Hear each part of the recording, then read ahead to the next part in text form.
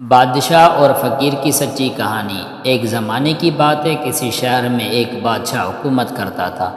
وہ اپنی دولت، شان و شوکت اور اختیار پر بہت فخر کرتا تھا۔ محل میں سونا چاندی، نوکر چاکر اور ہر آرام کی چیزیں موجود تھیں، مگر اس کے دل میں سکون نہیں تھا۔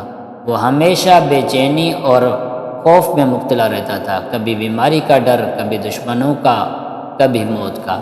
ایک دن بادشاہ محل کی چھت پر چل پھر رہا تھا، نیچے ایک فقیر کو دیکھا۔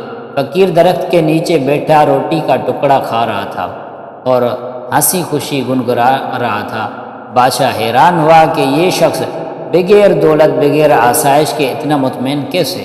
اس نے اپنے وزیر سے کہا، کل اس محل میں بلاؤ، میں ان سے بات کرنا چاہتا ہوں۔ اگلے دن فقیر دربار میں آیا۔ بادشاہ نے پوچھا، تیرے پاس نہ مال ہے، نہ گھر، نہ نوکر، پھر بھی تو کیسے خوش رہتا ہے؟ فقیر مسکرایا۔ اگلے دن فقیر دربار میں آیا۔ بادشاہ نے پوچھا، تیرے پاس نہ مال ہے، نہ گھر، نہ نوکر، پھر بھی تو خوش کیسے ہے؟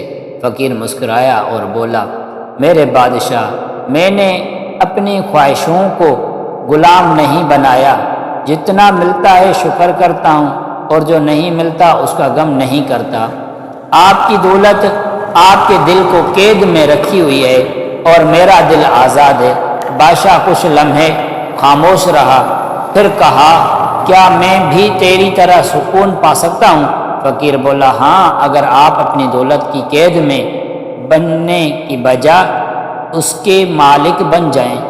بانٹنا سیکھ لیجئے، شکر کیجئے اور دل سے غرور نکال دیجئے۔ اس دن کے بعد بادشاہ نے اپنے محل کے دروازے غریبوں کے لیے کھول دیے، سخاوت شروع کی، اور پہلی بار اس نے دل کا سکون محسوس کیا۔ یہ کہانی ہمیں سکھاتی ہے کہ اصل دولت سونا چاندی نہیں، بلکہ دل کا اطمینان ہے۔